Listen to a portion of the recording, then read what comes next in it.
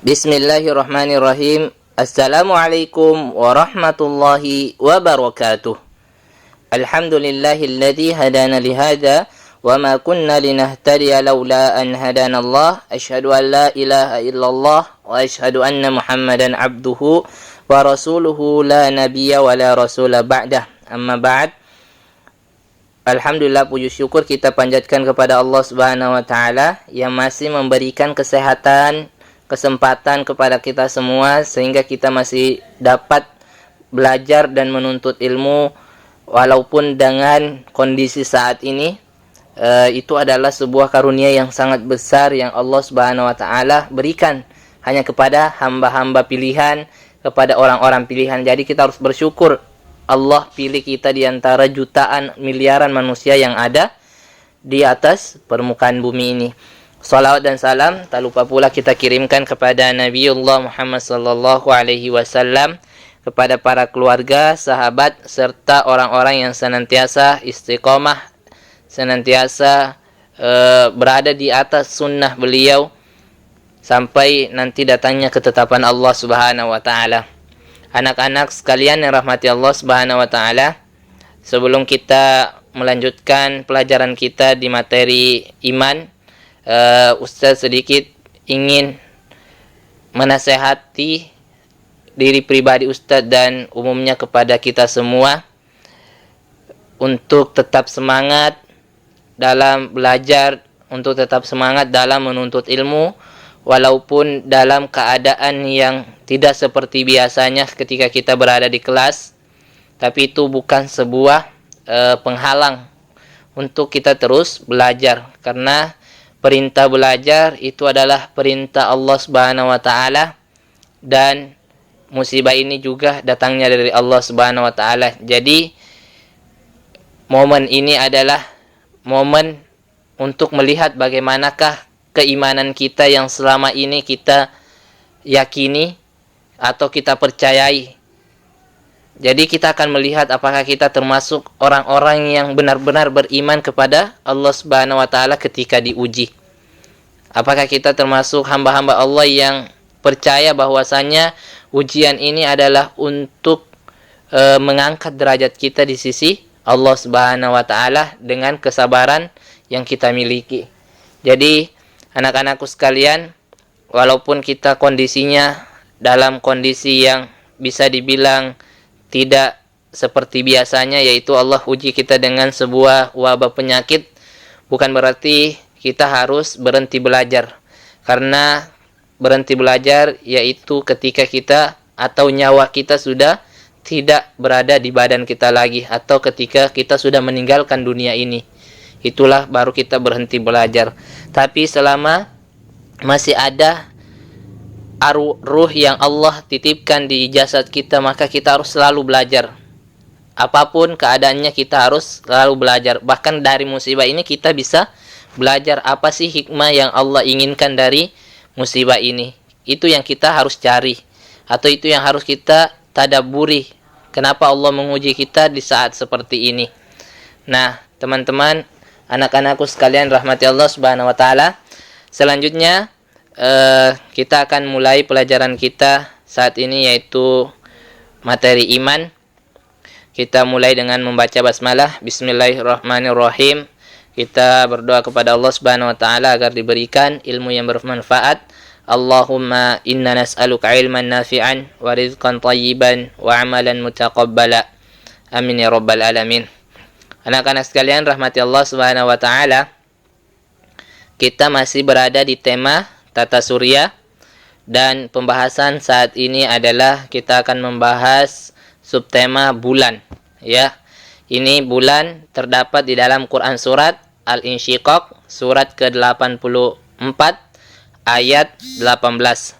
Allah Subhanahu wa taala berfirman, A'udzubillahi minasyaitonirrajim, wal qamari idza tasaqa, demi bulan apabila jadi purnama. Anak-anak sekalian rahmati Allah Subhanahu wa taala, kita lihat ayat ini sangat pendek namun sangat mengandung nilai keimanan yang sangat luar biasa. Bahkan sumpah Allah Subhanahu wa taala dalam ayat ini untuk ingin menunjukkan kepada orang-orang kafir, kenapa sih mereka tidak mau beriman, padahal Allah Subhanahu wa taala sudah memberikan atau sudah memperlihatkan kepada mereka tanda-tanda kekuasaan Allah Subhanahu wa taala. Sebelum ayat ini kita kembali coba ke ayat 16, kita lihat Allah Subhanahu wa taala memulai sumpahnya dengan apa? Fala uqsimu bisyafaq. Yaitu Allah Subhanahu wa taala, maka aku bersumpah demi cahaya merah pada waktu senja. Allah Subhanahu wa taala memulai sumpahnya dalam surat ini yaitu dengan sumpahnya tentang cahaya merah yang sudah teman-teman bahas di tema waktu. Nah, Allah memulai sumpahnya di sini. Kemudian selanjutnya, ayat selanjutnya, walaili wa ma wasaqa, demi malam dan apa yang diselubunginya. Nah, jadi berlanjut teman-teman, dari Allah bersumpah cahaya merah kemudian masuk ke malam, kemudian barulah Allah bersumpah dengan bulan, wal qamari idzat tasaqa, demi bulan apabila jadi purnama. Untuk apa Allah Subhanahu wa taala bersumpah dengan makhluk-makhluknya ini? Yaitu ingin memperlihatkan kepada orang-orang yang tidak mau beriman, apa sih yang menghalangi kalian tidak beriman, padahal aku sudah menunjukkan tanda-tanda kekuasaanku. Allah jadikan bulan itu purnama, itu bukan suatu hal yang kecil. Tapi kenyataannya orang-orang kafir ternyata masih banyak yang tidak mau beriman. Makanya Allah Subhanahu wa taala dalam ayat ini ingin menyinggung orang-orang kafir yang tidak mau beriman, sehingga Allah bersumpah dengan bulan yang semua manusia lihat. Siapa yang tidak melihat bulan? Semuanya kita menyaksikan bulan ketika dia berada dalam bentuk yang sempurna ketika malam purnama.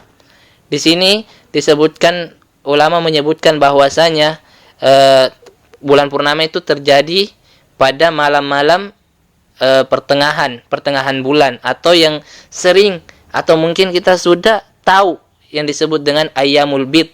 Ayyam itu artinya jamak yaum, yaitu hari. Al-bid artinya putih, yaitu pada malam-malam ketika bulan itu sangat terang menyinari bumi kita, sehingga kita tidak terlalu kegelapan di malam hari. Nah, nanti juga teman-teman akan tahu apa fungsi bulan itu di materi atau pembahasan selanjutnya. Tapi kita tidak akan membahas di sini fungsi bulan. Insya Allah nanti di tema atau pembahasan selanjutnya kita akan membahas tentang fungsi bulan.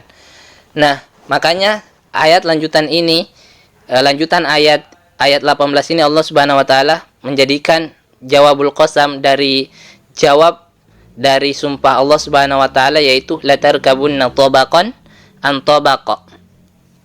Ya, sungguh akan kamu jalani tingkat demi tingkat dalam kehidupan.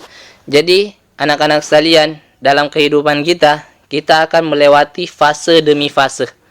Ya, fase demi fase.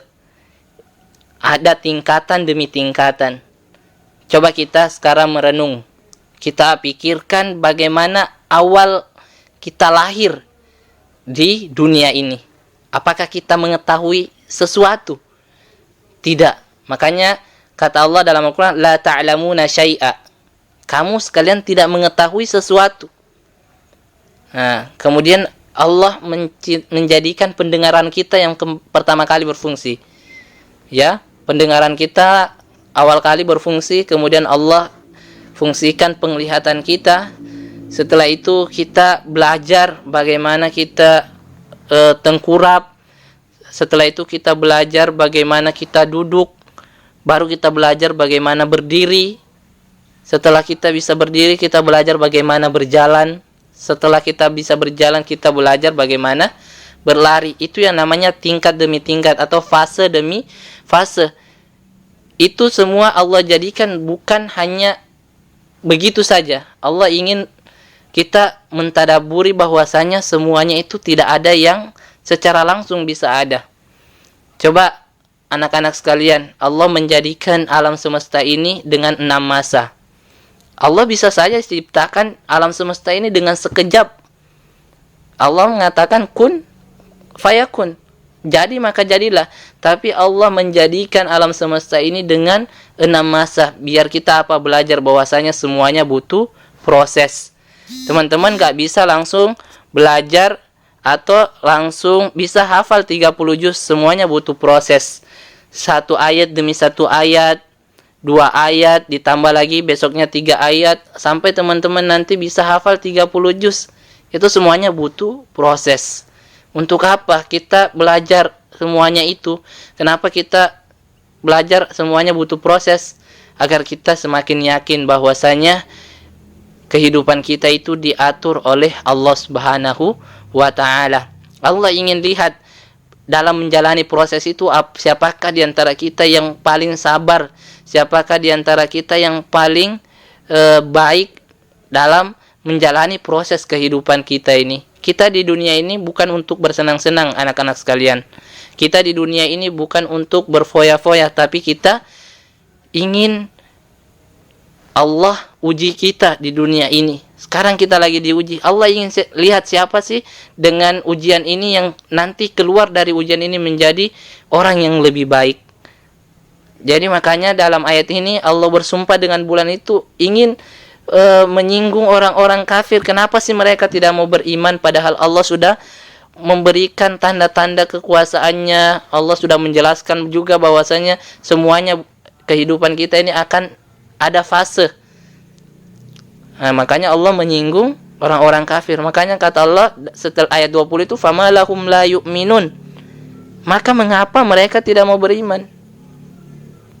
Bahkan ketika wa idza quri'a alaihimul qur'anu la yasjudun, bahkan ketika Al-Qur'an dibacakan kepada mereka, mereka tidak mau beriman. Jadi itulah anak-anak sekalian, dalam ayat ini Allah ingin memperlihatkan kepada kita bagaimana keimanan kita kepada Allah Subhanahu wa taala dengan diberikannya tanda-tanda kekuasaan Allah berupa bulan. Bulan ini tanda-tanda kekuasaan Allah. Bulan yang sangat jauh dari pandangan kita dan kita lihat begitu besar. Ternyata itu adalah Allah jadikan buat kita merenungi, buat kita mentafakuri agar kita lebih beriman lagi kepada Allah Subhanahu wa taala. Dan ini terjadi di malam purnama, ini terjadi di pertengahan bulan, yaitu tanggal 13, 14 dan 15. Makanya disebut Ayyamul Bid, itu 3 hari. Dan di sini Rasulullah SAW pernah berwasiat kepada Abu Hurairah radhiyallahu anhu, yaitu untuk berpuasa di 3 hari ini, yaitu Ayyamul Bid yang 13, 14 sama 15. Jadi Ayyamul Bid itu salah satu puasa sunnah yang Rasulullah SAW anjurkan kepada umatnya. Bahkan itu adalah wasiat Rasulullah kepada sahabat yang mulia Abu Hurairah radhiyallahu taala anhu.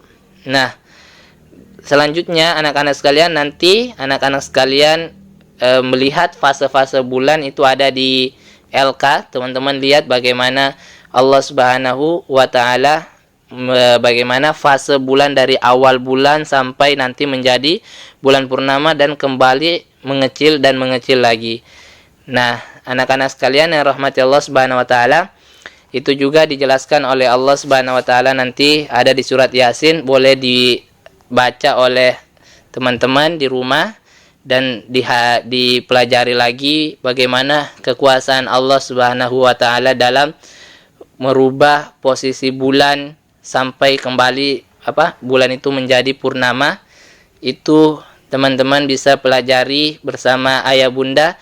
Namun intinya, sebagai kesimpulan dari pelajaran kita hari ini, Allah Subhanahu wa taala jadikan bulan itu tanda-tanda kekuasaan Allah. Untuk apa? Biar kita semakin beriman.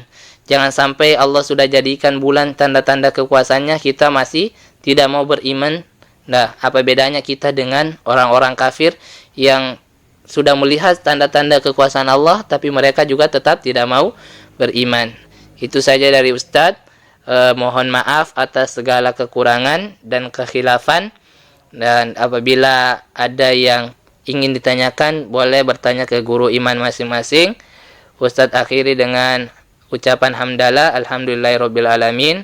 Kita tutup dengan doa kafaratul majelis. Subhanakallahumma wa bihamdik, asyhadu an la ilaha illa anta, astaghfiruka wa atubu ilaik. Wassalamualaikum warahmatullahi wabarakatuh.